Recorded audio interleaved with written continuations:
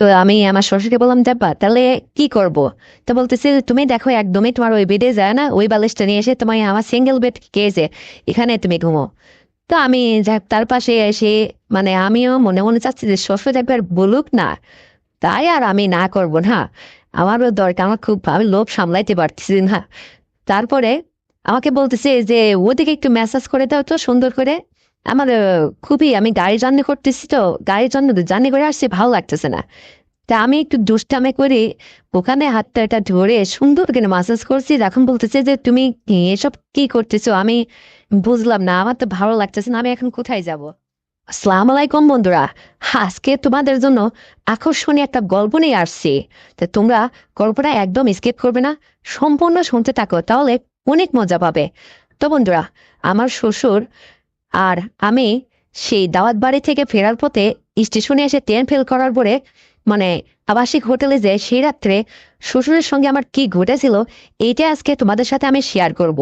তো বন্ধুরা, চলো শুরু করা যাক সেই আকর্ষণীয় গল্পটা। তো বন্ধুরা, আমি আর আমার শ্বশুর শাশুড়ি আর আমার হাজবেন্ড, আমার শাশুড়ির বাড়ি হচ্ছে ঝালকাঠি বরিশাল। তো সেখানে দাওয়াত পড়ছিল। তো সেখানে যাওয়ার পরে আসলে 3টা দিন ওখানে থাকছি, থাকার পর অনুষ্ঠান, এবারে সমস্ত কার্যক্রম শেষ। তো আমি আসলে একটা স্কুলের মাস্টারি করি। তো শ্বশুরকে বললাম, যাব্বু আমার তো আসলে ওই স্কুলের আহ মানে টাইম শেষ হয়ে গেছে, আমি যে ছুটিটা নিয়ে আসছিলাম, তো বাড়ি ফেরার দরকার। তখন আমার হাজব্যান্ড এই কথাটা শুনে বললো যে তোমরা যাও যাও, আমার যাওয়া আরো 2-4 দিন দেরি হবে, অনেকদিন পরে আসছি, এখানে আর 2টা দিন থেকেই যাব। মাও থাক, আমি মাকে সঙ্গে নিয়ে যাব। তো আমাকে আমার হাজবেন্ড বললো যে তুমি আর আমার আব্বা, তোমার দুজন মিলে একসাথে না চলে যাও, ট্রেন ধরে চলে যাও রাতের ট্রেনে। তখন কি করব? তো আমার শ্বশুরও বললো যে হ্যাঁ রে মা, আমারও তো আসলে বাড়িতে একটু কাজ আছে, তো চলো তুমি আর আমি না হয় দুজন মিলেই এখান থেকে রওনা দিই, বাসে চড়ে খুলনা স্টেশন যাই, ওখান থেকে না হয় চলে যাওয়া যাবে। তো দেখি কি করা যায়, তোমার শাশুড়ির সাথে একটু পরামর্শ করো। তা শাশুড়িকে বললাম যে আপনার ছেলে বা আপনি কবে যাবেন? তো বলতেছে যে ও তো, আমার ছেলেও তো যাইতে চাচ্ছে না, ওর নাকি একটু কাজ আছে এখানে, ও 2-4 দিন অনেকদিন পরে আসছে, থেকেই যাক। তো তুমি আর তোমার যেহেতু স্কুলে ওখানে দায়িত্ব রয়েছে, তুমি তোমার শ্বশুরের সঙ্গে করে না চলে যাও। তো সেই সময় সন্ধ্যা 7টা বাজে। যাই হোক, ওই ঝালুকাঠির থেকে বাসে চড়ে আমরা খুলনা, মানে বাস স্ট্যান্ডে আসছি। আসার পর ওখান থেকে রেল স্টেশনে আসছি। আসলে যে ট্রেনটা ছিল, আমরা সেই ট্রেনটা আসলে মিস করছি। আমরা ওখান থেকে আসবো হচ্ছে দাসুরিয়া। তো ট্রেনটা যখন মিস করলাম, তখন কাউন্টারে জিজ্ঞাসা করলাম, বললো যে আবার সেই ট্রেন আছে, ট্রেন যাবে ওখানে, কিন্তু সেই ট্রেনটা হচ্ছে রাত 12টায় যাবে। তো এত সময় আমরা কি করব, কিভাবে থাকবো, এই নানান রকম টেনশন ফিল করতেছি। স্টেশনে এসে আবার কি ওই আহ, ঝালকাঠিতে ফিরে যাওয়া সম্ভব? অনেক দূর জার্নি করে আসছি। তখন শ্বশুরকে বললাম যে আব্বা এখন কি করা যায় বলেন তো। তখন আমার শ্বশুর বলতেছে, মানে এক কাজ করি না হয়, মানে এখানে তো আর আত্মীয় স্বজন বা এই স্টেশনে এরকম কোনো দয়ালু ব্যক্তি পাওয়া যাবে না যে যারা হয়তো আমাকে আমাদের বিপদে আগায় আসবে বা আশ্রয় দেবে। তো চলো দেখি এখানে আবাসিক কোথাও থাকা যায় নাকি। তো যাই হোক, একজনকে জিজ্ঞাসা করলো আমার শ্বশুর, জিজ্ঞাসা করে ঠিকানা দিল, সেখানে যায় ভালো একটা আবাসিক হোটেল, সেখানে আহ আমার শ্বশুর আর আমি যাই একটা জোড়া বেডের একটা রুম নিলাম। সেই রুমের মধ্যে সিঙ্গেল বেড না, 2 কর্নারে 2টা বেড আছে। যাই হোক, রাতটুকু ওখানে থাকার মন্তব্য করে আসলাম, থাকলাম। তো আমার শ্বশুর আমাকে বলছে, মারে তুমি এখানে তাহলে ফ্রেশ ট্রেশ হয়ে একটু রেস্ট নাও, আমি বাইরে থেকে একটু কাজ আছে সেরে আসি। তারপরে শ্বশুর যাই হোক বাইরে থেকে আসলো, আসার পরে আমাকে বলতেছে যে তুমি কি কিছু খাবে, আমি তোমার জন্য হালকা পাতলা কিছু খাবার নিয়ে আসছি।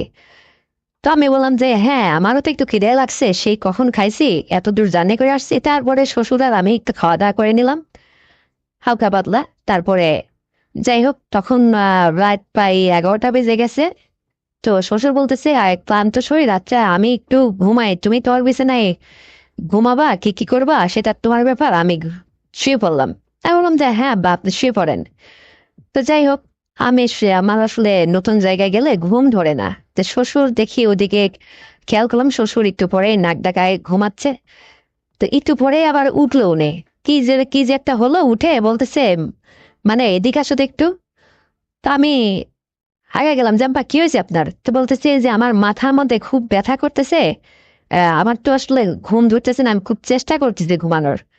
তো একটু মাথাটা একটু ভালো করে সুন্দর করে একটু ইয়ে করে দাও তো, ম্যাসাজ করে দাও তো। তো আমি আব্বুর পাশে, আমার শ্বশুরের পাশে যাই, ওই বিছনার উপরে বসলাম, বসে তার পিঠে, মাথায়, কপালে সুন্দর করে যাই হোক হাত বোলায় এটা তার সেবা যত্ন করতে লাগলাম। সে বলে যে এখানে না ওখানে, ওখানে না একটু নিচে, এরকম অনেক সময় ধরে আমার হাত টাত লেগে যায়, তারপরেও যেন তার হচ্ছে না। তারপরে কিছু সময় পরে বলতেছে যে এইদিকে না, পিঠের এই সাইডে ওদিকে। তার এইরকম আমি তখন ভাবলাম যে কি ব্যাপার, আমার শ্বশুর এইরকম করে কেন? তা বললাম, যাব্বা কি সমস্যাটা কি আপনার? ব্যথাটা বললেন মাথায়, আবার বলছেন যে পিঠে। তো আমি কোথায় আপনার সেবা করব? তখন বলতেছে মানে তোমার হাতের ছোঁয়াপেই আমার সব জায়গার ব্যথা যেন ক্রমেই হয়ে যাচ্ছে, আমি একটু সুস্থ হয়ে যাচ্ছি, তুমি একটু চেষ্টা করো। এইদিকে ওদিকে মানে কোমরের দিকে, পিঠের দিকে, মানে নানান জায়গায় আমাকে এরকম করতে লাগলো। তখন আমি একটু চোখ পড়লো, এখন আমার শ্বশুরের ওইটা দেখি মানে একদম সে মোটা, কি সুন্দর, মানে দাঁড় হয়ে গেছে। তা আমি বলতেছি যে বাবা, আর কোথায় হয়েছে, তো আমি এখন যাই ঘুমাই?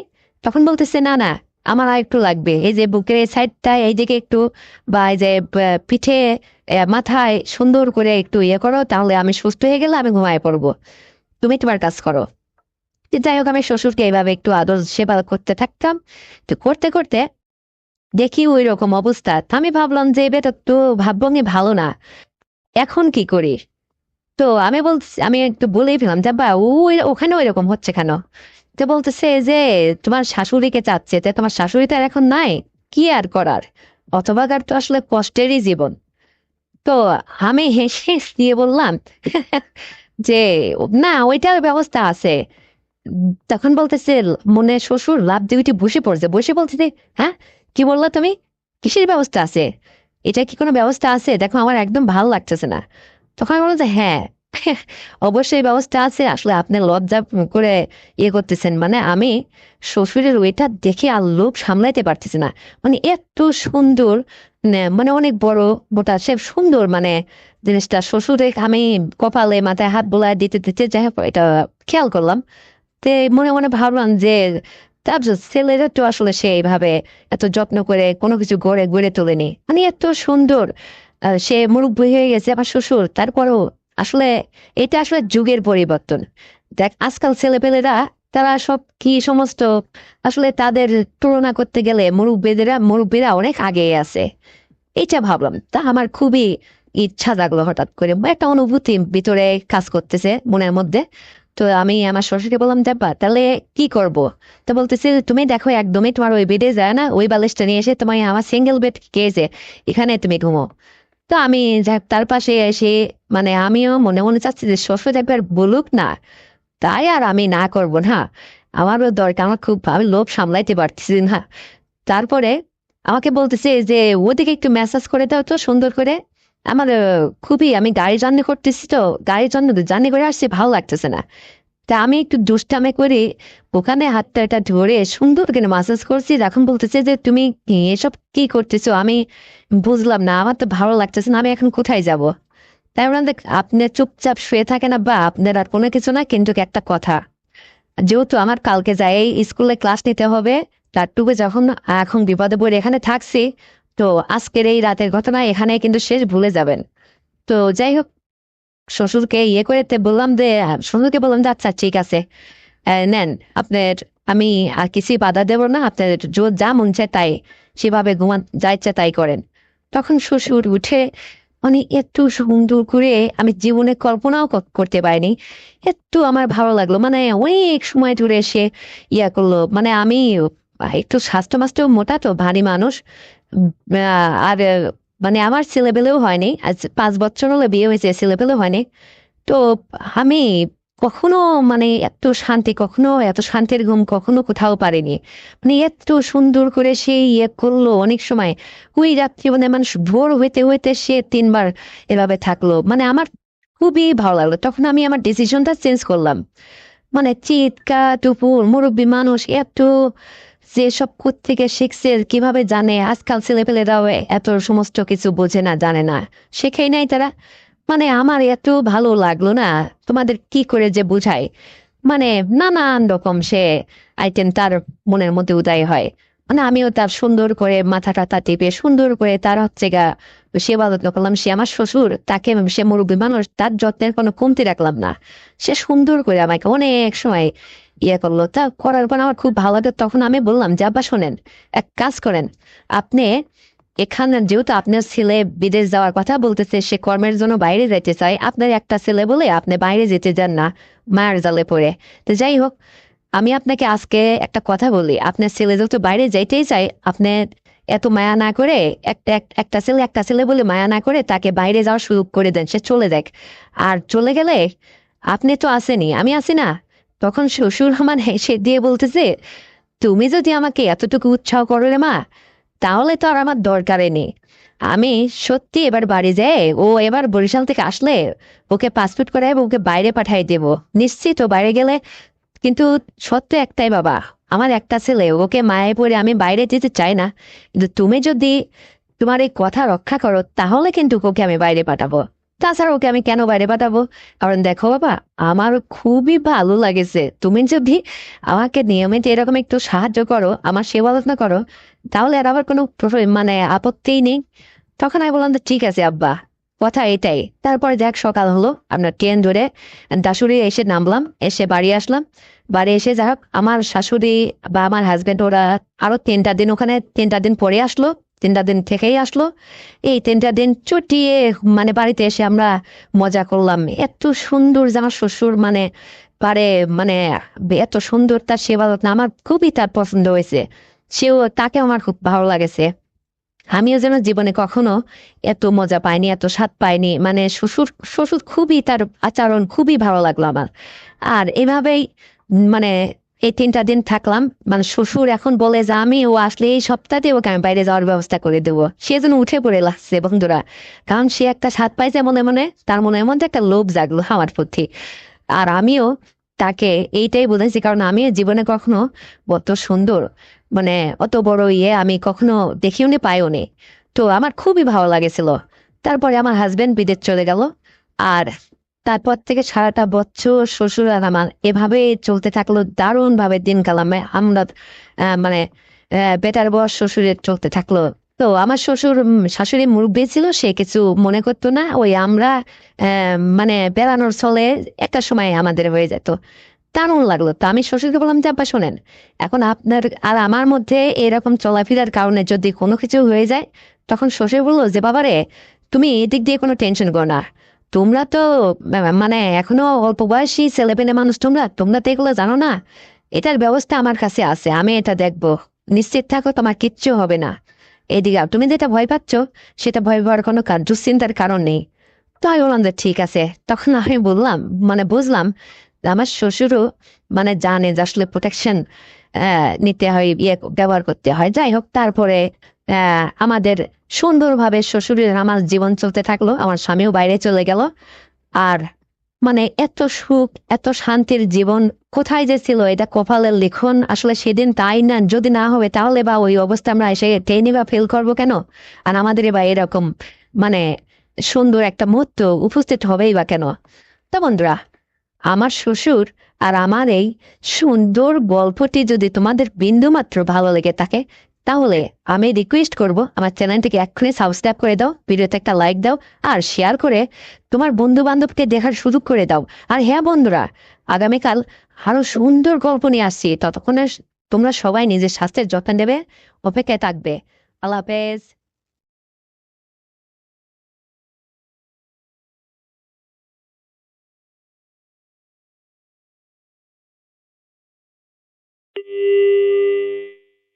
হ্যালো বাবা।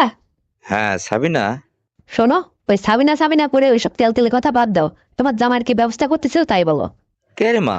জামাইয়ের আবার কি হলো এই সময়ে? আরে কি হয় না আগে তাই বলো। আমাকে উঠতে বসতে সবসময় খোটা দেয়। তোমরা না বিয়ের আগে বলছিলে যে তোমার জামাইকে সরকারি চাকরি দেবে, কাগজপাতি সবকিছু জমা নিছো, এখন দিচ্ছ না কেন তাই বলো। বাবা রে, বলছিলাম যখন হবে একটু ধৈর্য ধরো। এত অস্থির হচ্ছ কেন? আর তুমি এত রাগ করছো কেন? তোমার সঙ্গে কি আমার জামাই খুব খারাপ ব্যবহার করছে? আরে খারাপ আচরণ না করারই বা কি আছে? তোমরা কি তোমাদের কথা দেয়া কথা রাখছো? কখনো রাখোনি, আর উঠতে বসতে এটাই আমাকে খোটা দেয়।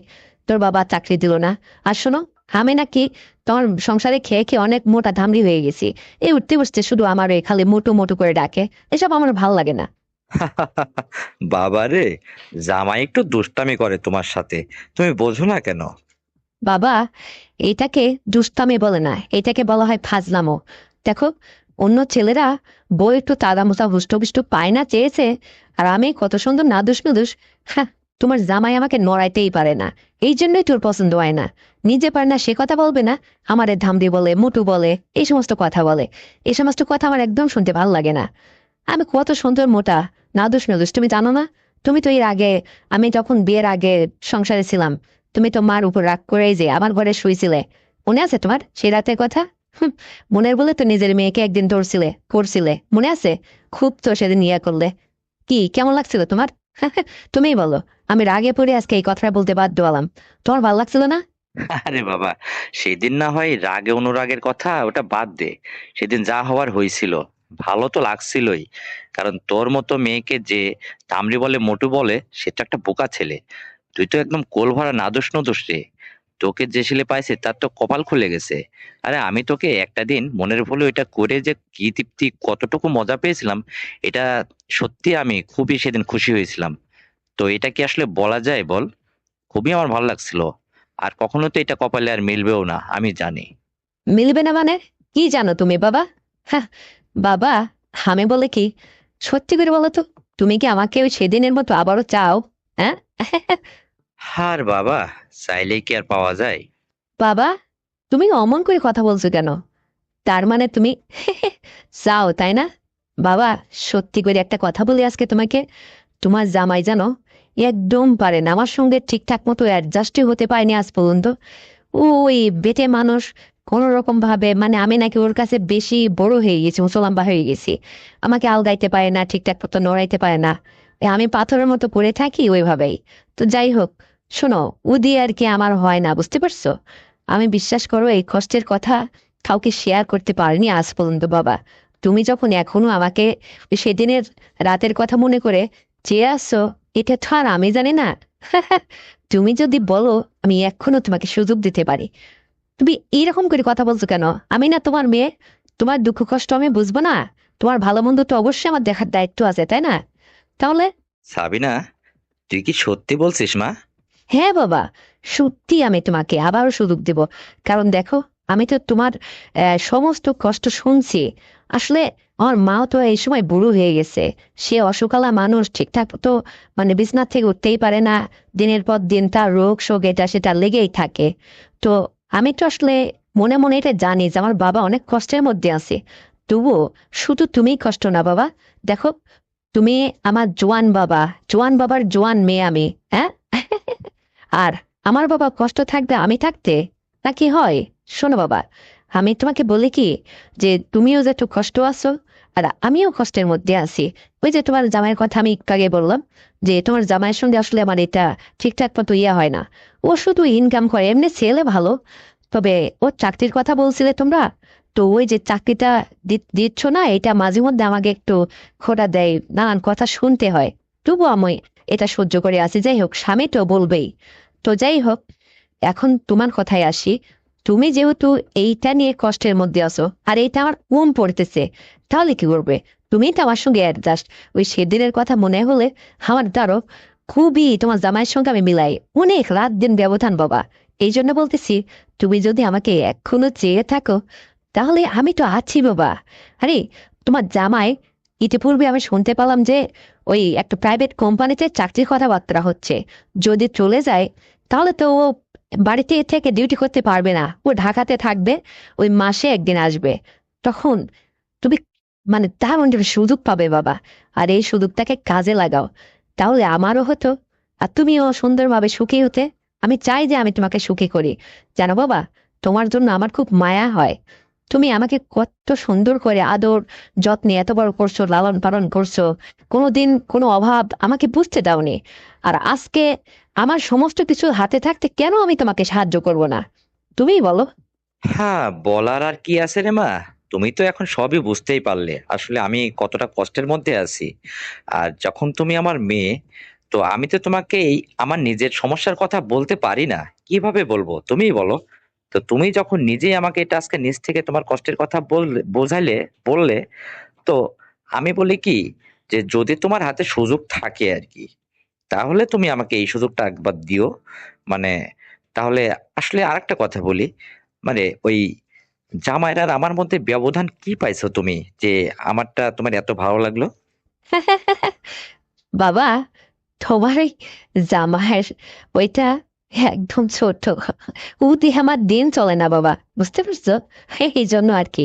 হ্যাঁ, তোমারটা অনেক মোটা, হাত অনেক বড়, এই জন্য আমার খুবই ভালো লাগে বাবা। এইটা আমি তোমাকে বুঝাইতে পারবো না। আমার জানো, সেই রাতের কথা মনে হলে শুধু মনে হয় যে তুমি যদি বাবা না হতে, তাহলে এতদিনে কবেই আমি চেয়ে বসতাম। কিন্তু তুমি বাবা বলে আমি লজ্জায় কখনো তোমাকে এই কথা বলতে পারি না। আর আজকে যখন মুখ ফসকে বেড়ে গেল, আর কি করার। তো তুমিও কষ্টের মধ্যে আছো, আমি তোমাকে এত সুন্দর করে, এত সিস্টেমে, এত আইটেমে আমি তোমাকে আদর আপ্যায়ন করবো বাবা। আমি মেয়ে হিসাবে তুমি আমাকে একটু সুযোগ দিও তোমার আপ্যায়ন করার জন্য। দেখো, মা কখনো ইতিপূর্বে তোমাকে এত সুন্দর করে আপ্যায়ন করেনি। তুমি চিৎ কা টুপুর, মানে যেভাবে খুশি, বুঝতে পারছো? হে বাবা, তুমি তো আমাকে এমনিই আলগাইতে পারো, মানে আমি তো যত ইয়ে হই, তুমিও তো জন্মানটা কম না। একদম তুমি আমার সঙ্গে অ্যাডজাস্ট বাবা, পারফেক্ট আমার জন্য। আরে তোমার জামাই তো আমাকে মনে করে ইয়ে করতে পারে না, বুঝতে পারছো? মানে ও এমনি ছেলে ভালো, খুবই, কিন্তু আসলে আমি তো বুঝি এটা যে ওর সঙ্গে আমার উচ্চতার অ্যাডজাস্ট হয় নাই, জানো বাবা।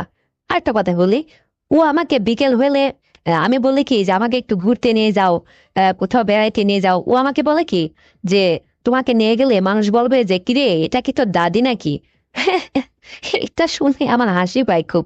মানে ওর সে আমি আধা হাত লম্বা, তাহলে ও আমাকে বলে যে আমার সঙ্গে তোমার অ্যাডজাস্ট হয় না, আমি তোমার কাঁধ কাঁধ অব্দি হই, তো গলা অব্দি হই। এই জন্য তোমার সঙ্গে আমার আসলে বা মানুষ হলে বেড়ানোর মতো অবস্থা নাই, তুমি বাড়িতেই থাকো। এই জন্য জানো, ও আমাকে কোথাও বেড়াইতেও নেয় না। তো তুমি তো যেমন বাবা তেমন আমি মেয়ে, বোঝো না? এই জন্য তোমার সঙ্গে আমার সবকিছুতে মানে অ্যাডজাস্ট, খাপে খাপ মিলে যায়।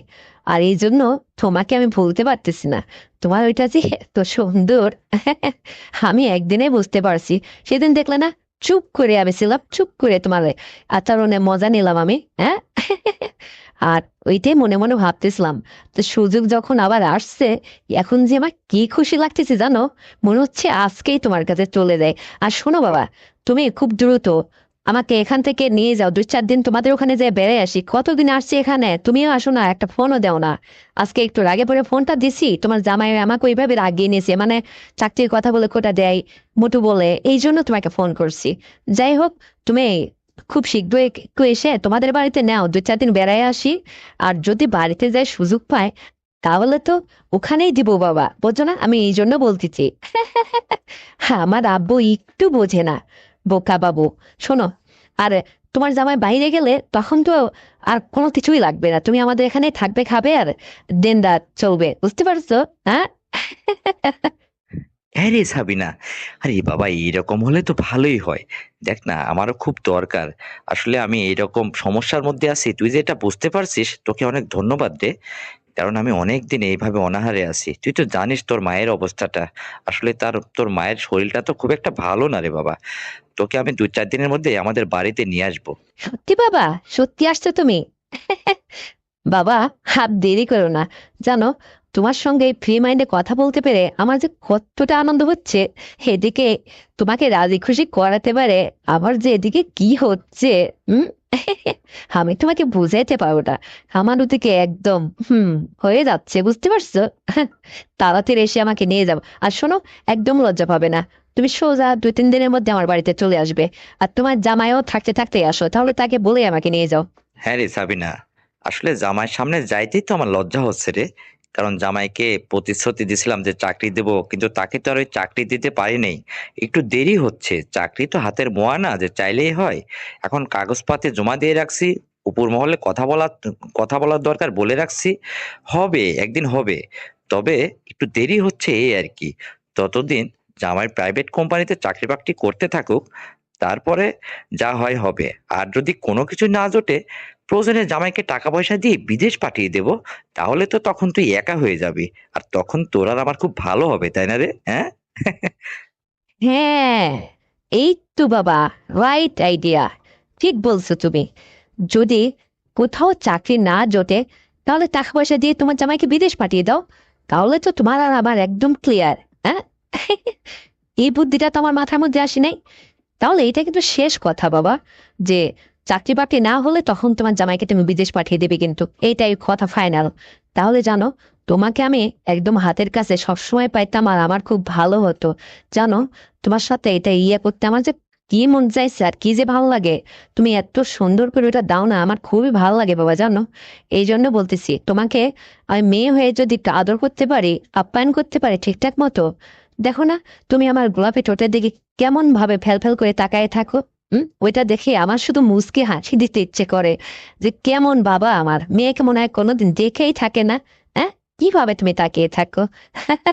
আমি জানি তোমার মধ্যে অনেক মানে অনাহারে ভাব, ক্ষুধা ভাব, এটা আমি বুঝতে পারি বাবা। আমি তোমাকে যেন সুন্দরভাবে সেবা যত্ন করতে পারি। তো ঠিক আছে বাবা, আসলে ওর আসার সময় হয়ে যাচ্ছে। আর মা কোথায়, মা কেমন আছে? মায়ের সামনে কথা বলছো না তো, না বাইরে আছো? না রে সাবিনা, আমি কি এতটাই পাগল যে তোর সঙ্গে আসলে এই সমস্ত কথা তোর মায়ের সামনে বলবো? ওকে বাবা, তাহলে তো আমার ভালো বাবা, বাবার মাথায় অনেক বুদ্ধি আছে। তো ঠিক আছে বাবা, ওর আসার টাইম হয়ে যাচ্ছে, রাখি এখন, ফ্রি হলে আবার পরে ফোন দেবো। ঠিক আছে, তো রেখে দাও। তো বন্ধুরা, আমার এই গল্পটি তোমাদের কেমন লেগেছে? যদি ভালো লেগে থাকে, তাহলে অবশ্যই চ্যানেলটিকে সাবস্ক্রাইব করে দাও, ভিডিওতে একটা লাইক দাও, আর শেয়ার করে তোমার কাছের বন্ধু বান্ধবকে শোনার সুযোগ করে দাও। আর হ্যাঁ বন্ধুরা, আগামীকাল আরো সুন্দর গল্প নিয়ে আসছি কিন্তু। ততক্ষণে সবাই নিজের যত্ন নেবে, ভালো থাকবে। আল্লাহ হাফেজ।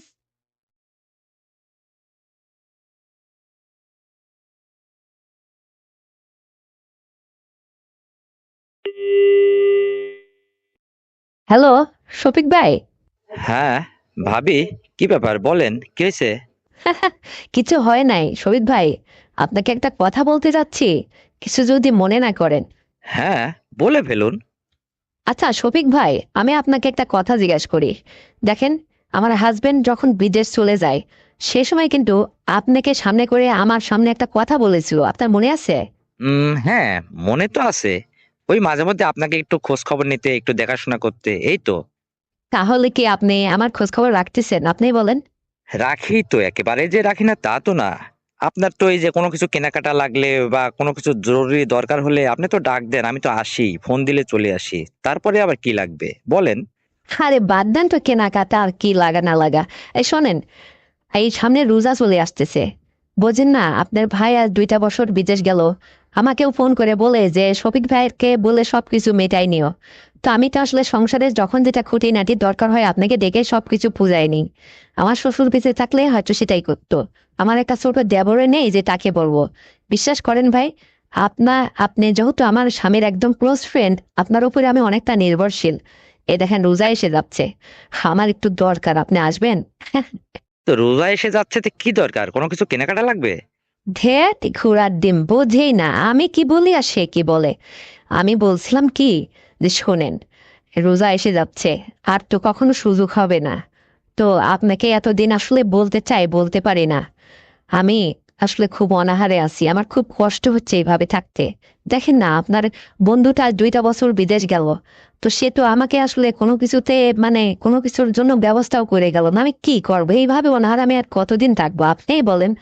এই জন্য বলছিলাম যে আপনি যদি আমাকে একটু, মানে রোজার আগে 2-1 দিন যদি সময় দিতেন, মানে প্রাইভেটে আমার বাসাতে আর কি। আচ্ছা ভাবি, আপনি তো দেখছি বেশি কথা বলেন। আরে আপনি যখন আমাকে ফোন করে ডাকেন, আমি তো তখনই আপনার ডাকে সাড়া দিই, আপনার কাছে চলে যাই। তা আপনি খুলে বলেন যে আমি আপনার কি উপকার করতে পারি। শফিক ভাই, আপনি বোঝেননি এখনো আমি আপনাকে কি বলতে চাই? একটা মেয়ে একটা ছেলের কাছে রোজা রাখে আসলে তাড়াহুড়ো করে কি চাই, এটা কি আপনি এখনো বুঝতে পারছেন না? দেখেন ভাবি, আমি এখনো আপনার কথা ক্লিয়ার ঠিক বুঝতে পারিনি। বুঝিয়ে বলেন তো। কোনো সমস্যা নেই। আরে আমি আর আপনিই তো কথা বলতেছি। আরে বন্ধুর বউ যদি বন্ধুর কাছে যদি কোনো কিছু গোপন কিছু শেয়ার করতে নাই পারে, তাহলে বন্ধু কিসের? আরে বলে ফেলেন, নির্দ্বিধায় বলে ফেলেন। শফিক ভাই, আমার বলতে লজ্জাও করতেছে। কি যে কি করে যে এই কথাটা আপনাকে আমি বলি, কোন মুখে আমি ভাষা খুঁজে পাচ্ছি না, তবুও বলি। শোনেন, আমি আপনাকে একটা কথা বলি, কাউকে এই কথাটা জানাবেন না, কোনোদিন যেন কেউ বুঝতে না পারে। প্রমিস করেন আগে। হ্যাঁ, প্রমিস করলাম। ধন্যবাদ শফিক ভাই। শফিক ভাই, আমার লাগবে, দেবেন আপনি? শোনেন, ভাই আমার ভালো, দাদু ভাই আমার, সোনা ভাই আমার ভালো, লক্ষ্মী ভাই আমার, আমি অনুরোধ করে বলছি, এই যে রোজার আর কয়েকটা দিন বাকি আছে, এই চাঁদ পরে রোজা, আমার আসলে খুবই দরকার উঠছে, জানেন। আমি আর একা এইভাবে অনাহারে কতদিন পরে থাকবো, বলেন না কে?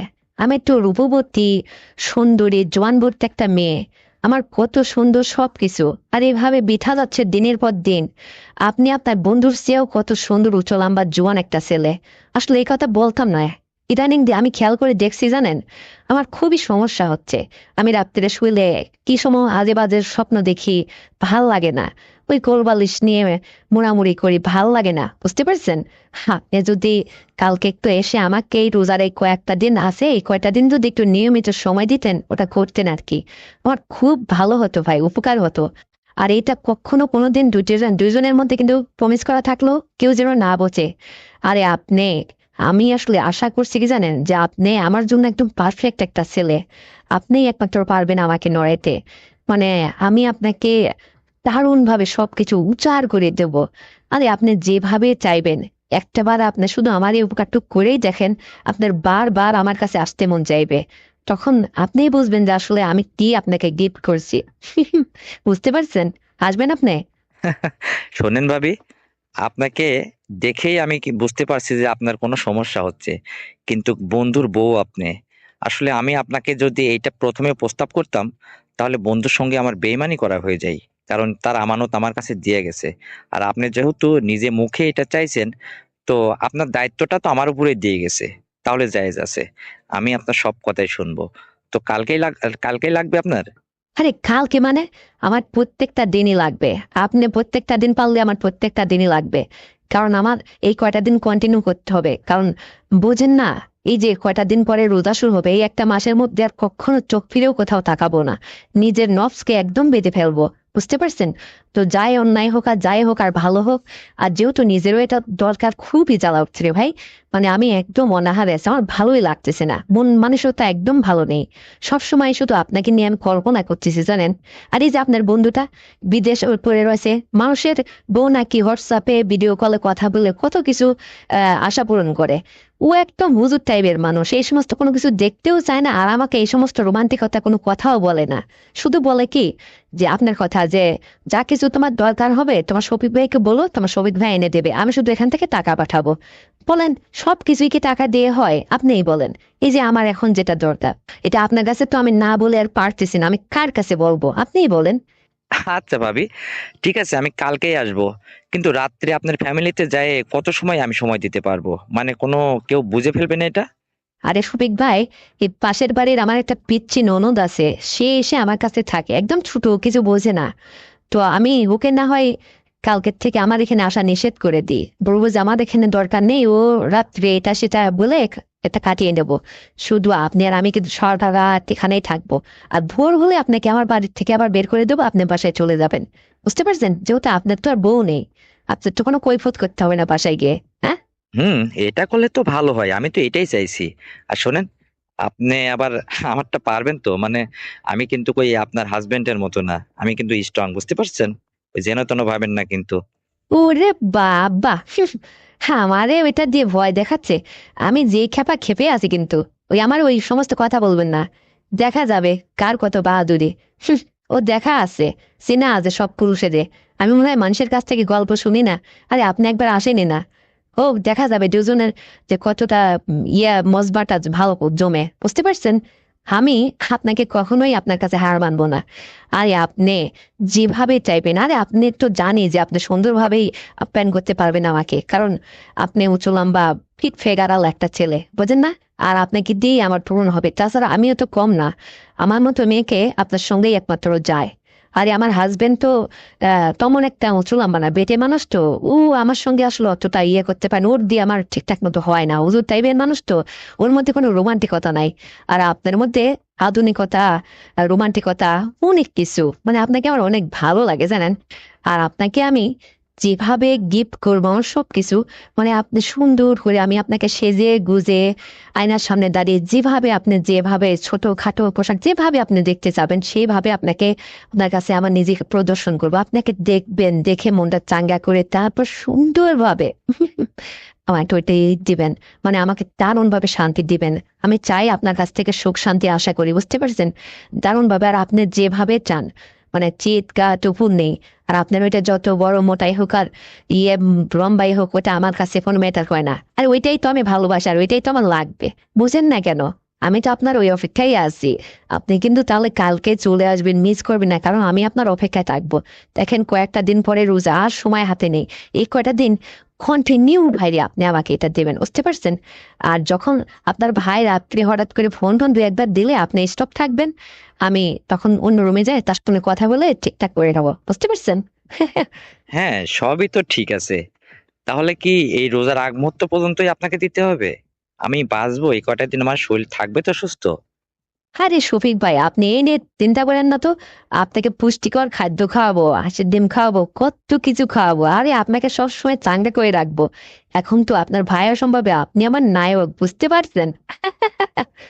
আরে ভাবি, ওসব লাগবে না। আমি একটা ইয়াং ছেলে না, ভার্সিটিতে লেখাপড়া করা ছেলে। আমি যথেষ্ট ইয়াং আছি, যথেষ্ট মজবুত আছি ইনশাল্লাহ। কোনো সমস্যা নেই। আমি আপনাকে চালিয়ে নিতে পারবো। আরে আপনিই বুঝবেন যে ঠেলা মাসের কয়টা দিন যায়, বুঝতে পারছেন? তো শোনেন ভাবি, আমি তাহলে আগামীকালকে আসি, আর আপনি বাড়িটা ঠিকঠাক মতো ফ্রি করে রাখবেন। আর আরেকটা কথা বলি, এইটা কেউ যেন প্রমিস করেন, কেউ যেন কখনো বুঝতে না পারে, কারণ আপনার তো বিয়ে শাদী হয়ে গেছে, আপনার কোনো সমস্যা নেই, কিন্তু আমি যেহেতু ইয়াং ছেলে, আমার মানে চরিত্রের জন্য কোনো দাগ না লাগে, এদিকে খুব খেয়াল থাকবেন। হুম। ওরে আমার পাগল ছেলে। এই শোনো, সরি, তুমি করে বলছি। এই শোভিত ভাই, হচ্ছে আপনি আমার সঙ্গে তো এভাবে যাই হোক শুরু করবেন, ঠিক আছে? শুধু কিন্তু রোজার মাসটা গ্যাপ থাকবে। রোজার আগ মতো যে কয়টা দিন সময় পাই এই কয়টা দিন চলবে নিয়মিত, কিন্তু বুঝতে পারছেন? একদম নিয়মিত, কোনো সরাসরি নেই। আর রোজার পরে, এই রোজার একটা মাস যাই হোক নীরবতা থেকে, রোজার পর থেকে, অর্থাৎ আপনার ভাই বিদেশ থেকে যতদিন না আসবে এতদিন আপনি আমাকে এইভাবে চালিয়ে নেবেন। তাতে যা হয় হবে, বুঝতে পারছেন? আরে আমার গেটওয়ালা বাড়ি, সুন্দর পাঁচি দিয়ে ঘেরা, 5টা রুম বিশিষ্ট একটা বাড়ি, কত সুন্দর একটা নিরিবিলি পরিবেশ। কেউ বাড়িতে নেই, আমার একটা ছোট ননদও নেই, একটা ছোট দেবরও নেই, আবার কেউ নেই। দেখেন না, এদের রাত্রে থাকে, একলা একলা থাকতে হয়, এই জন্য পাশের বাড়ির একটা পিচ্ছি ননদের ডেকে নিয়ে এসে আমার কাছে রাখি। কি আর করার। আরে ভাবি, তাহলে তো আপনার আর আমার ভালো মতো জমবে, কারণ আপনার বাড়িটা যেহেতু নিরিবিলি। আরে দিনে কি আর রাতে কি, যখন সুযোগ পাবো তখনই যাই হবে। আর সুন্দরভাবে দুজন আনন্দ করব, ফুর্তি করব, মজা করব। আপনি সুন্দর করে খাওয়া দাওয়া রান্না করে আমার সামনে পরিবেশন করবেন, আমি খাবো। তারপরে দুজনে চুটিয়ে মজা হবে, কেমন? আর শোনেন, আমরা কি খালি খালি থাকবো নাকি কোনো কিছু? হ্যাঁ। আরে না না, কোনো কিছু দিয়েও আমার ভাল লাগে না। ও আপনার ভাইও এরকম কথা বলে, আমি কোনো কিছু ব্যবহার করি না, মানে আমার ওই সমস্ত দিয়ে ভাল লাগে না, এমনি যথেষ্ট, বুঝতে পারছেন?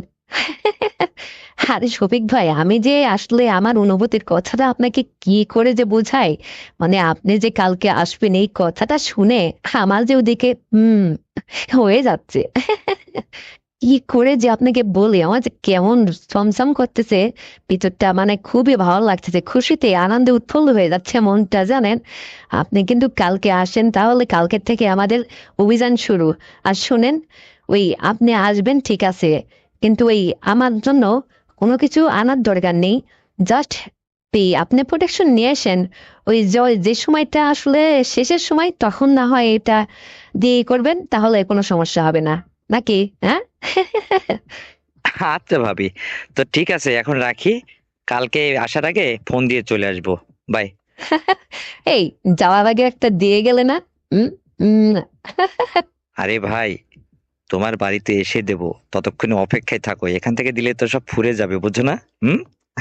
তো ঠিক আছে, অনেক কথা হলো, রাখি। আল্লাহ হাফেজ। তো বন্ধুরা, আমার স্বামী বিদেশ থাকায় তার কাছের বন্ধুটা আমাকে যেভাবে উপকার করলো, এই গল্পটি তোমাদের শেয়ার করতে পেরে নিজেকে খুব হালকা মনে হচ্ছে। তো যদি এই গল্পটা শুনে তোমাদের বিন্দুমাত্র ভালো লেগে থাকে, তাহলে এক্ষুনি চ্যানেলটিকে সাবস্ক্রাইব করে দাও, ভিডিওতে একটা লাইক দাও, আর শেয়ার করে তোমার কাছের বন্ধু বান্ধবকে শোনার সুযোগ করে দাও। আর হ্যাঁ বন্ধুরা, আগামীকাল আরো সুন্দর গল্প নিয়ে আসছি। ততক্ষণে সবাই তোমরা নিজের যত্ন নেবে, ভালো থাকবে, এই প্রত্যাশায়। আল্লাহ হাফেজ।